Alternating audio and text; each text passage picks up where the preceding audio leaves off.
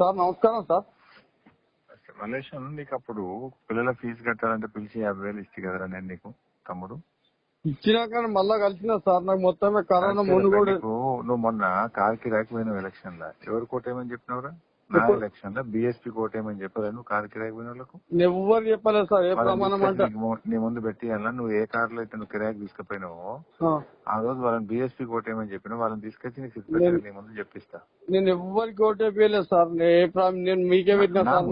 చెప్పిండ్రా భయ్, నువ్వు మొన్న నా ఎన్నికల్లో నువ్వు కార్ కిరాయికి పోయి కార్లో కూర్చున్న వాళ్ళకు బీఎస్పీ కోటేమని చెప్పిన వాళ్ళని కలిపిమంటే కల్పిస్తా. సిద్ధిపేటలో ఉంటారు. కలిపేది సార్. నేను ఎవరు అనలేదు. వాళ్ళే సిద్ధిపేటకి రా, నువ్వు సిద్ధిపేట నేను ఉన్నప్పుడు కలు పిలిపిస్తావు. Okay sir. మంచిగా ఉండు, ఇప్పటికైనా మంచిగా ఉండు. నీకు దళిత బంధు పెడదాం అనుకున్నావు, అది కింద మీద అయింది. ఇప్పుడు గవర్నమెంట్ పోయింది. మంచిగా ఉంటే ఏదైనా అవకాశం వచ్చినప్పుడు ఏదైనా స్కీమ్ లో పెడతాం కానీ ఇక డైరెక్ట్ గా పైసలు ఇచ్చే అవకాశాలు తక్కువ ఉంటాయి. ఏదైనా పని వచ్చినప్పుడు స్కీమ్ వచ్చినప్పుడు పెడతాం. ఆల్రెడీ నీ పిల్లల ఫీజు కట్టేది నీకు 50,000 ఇచ్చినావు సార్. నేను సార్ కలిసినాక ఉండాలి. నువ్వు ఆ మాట చెప్పేందుకు? నేను ఏమన్నా సార్, మీరు చెప్పి నేను రాంగ్ మాట్లాడతలే కదా సార్. అప్పుడు రవాణా వచ్చినాకనే అంత ముందే కరోనా కోటేమని చెప్తావు నా ఎలక్షన్. నేనేం చెప్పను సార్. నీ దండం పెడతాను. నేను ఎవరు చెప్పలేదు సార్. నేను నీకు కల్పిస్తా సార్. నేను ఉన్న రోజు రాను వస్తా సార్. నేనేందుకు చెప్పినా సార్? చెప్పిన వాళ్ళని నీకు కల్పిస్తా, నీ ముందు చెప్పిస్తా.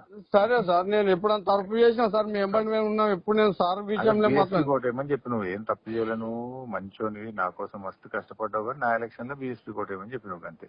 నేను ఎమ్మెల్యే ఏదని లేదు సార్. నేను ఎవరు లేని ఊటిస్తే నేనేమి పిలిపిస్తా.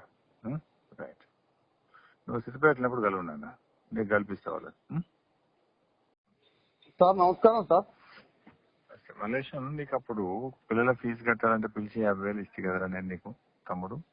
ఇచ్చినాక మళ్ళా కలిసిన సార్. నాకు మొత్తమే కరోనా ముందు కూడా నువ్వు మొన్న కార్ కిరాయికి పోయిన ఎలక్షన్ లా ఎవరు కోటేమని చెప్పినవరా?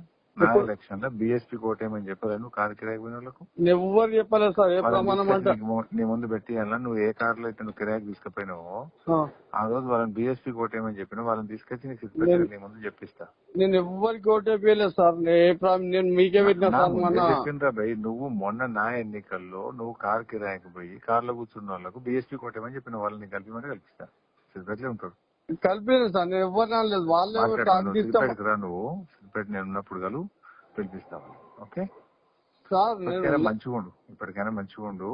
నీకు దళిత బంధు పెడదాం అనుకున్నావు, అది కింద మీద అయింది. ఇప్పుడు గవర్నమెంట్ పోయింది. మంచిగా ఉంటే ఏదైనా అవకాశం వచ్చినప్పుడు ఏదైనా స్కీమ్ లో పెడతాం కానీ ఇక డైరెక్ట్ గా పైసలు ఇచ్చే అవకాశాలు తక్కువ ఉంటాయి.